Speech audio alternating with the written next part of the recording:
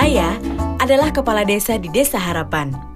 Bersama warga dan seluruh perangkat desa, kami harus bekerja dengan lebih semangat karena Undang-Undang Nomor 6 Tahun 2014 tentang desa telah diberlakukan.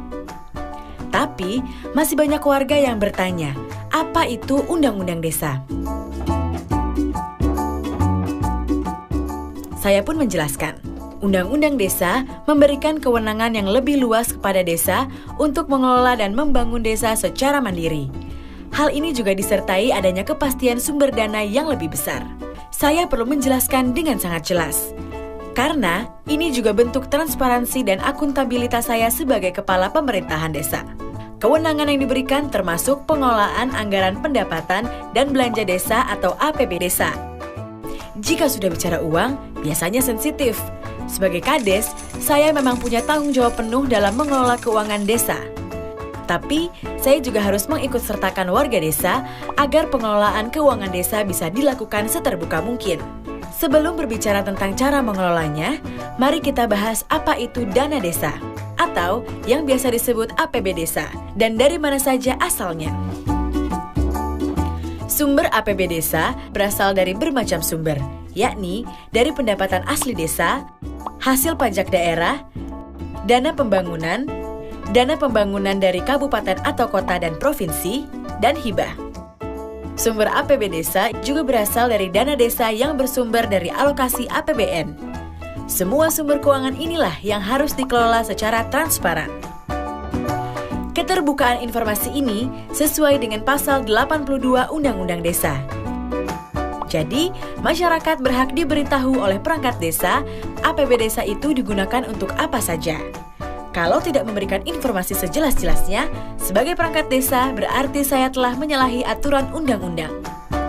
Sehingga, saya harus benar-benar memperhatikan masalah ini. Jika informasi yang diberikan tidak transparan, masyarakat bisa melaporkannya ke pemerintah desa ataupun Badan Permusyawaratan Desa. Nah, terkait kegunaan APB desa, desa sekurang-kurangnya memakai 70% APB desa untuk mendanai prioritas pembangunan desa, pelaksanaan pembangunan, pembinaan kemasyarakatan, dan pemberdayaan masyarakat. Berdasarkan hal ini, saya bersama warga melalui Musyawarah Desa Harapan membagi penggunaan APB desa prioritas untuk pembangunan desa dan pemberdayaan masyarakat. Di bagian pembangunan desa, kami menyepakati untuk melakukan pembangunan dan pengelolaan tempat pelelangan ikan milik desa, pengembangan ternak secara kolektif, dan memulai pengembangan desa wisata. Sedangkan, untuk pemberdayaan masyarakat desa, warga dan perangkat desa bahu-membahu melaksanakan program penanggulangan kemiskinan dengan memberikan keterampilan yang bisa menambah penghasilan masyarakat. Salah satunya, keterampilan pengelolaan sampah. Dengan keterampilan ini, warga akan bisa mengolah sampah jadi produk yang bernilai jual tinggi.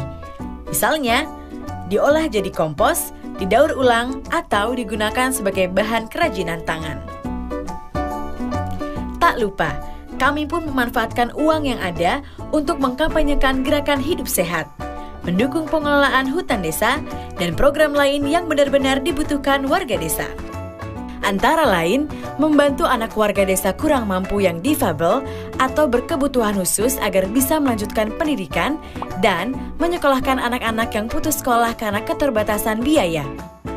Lalu, maksimal 30% uang APB desa dianggarkan untuk operasional pemerintahan desa dan tunjangan kegiatan Badan Permusyawaratan Desa atau BPD. Tentu, dalam menggunakan APB desa, ada skala prioritas.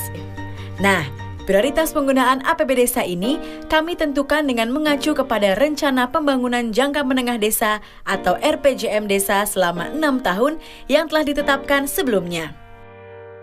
Nah, kini uang sudah mulai disalurkan oleh pemerintah pusat melalui pemerintah daerah ke kas desa. Kami semua, pemerintah dan warga desa, harus bermusyawarah merencanakan program apa yang perlu dijalankan demi meningkatkan kesejahteraan masyarakat desa. Kami semua sebagai warga Desa Harapan siap bekerja sama, bergotong royong, dan bekerja keras dalam memanfaatkan APB desa demi terwujudnya desa yang kuat, maju, mandiri, dan demokratis sebagaimana cita-cita Undang-Undang Desa.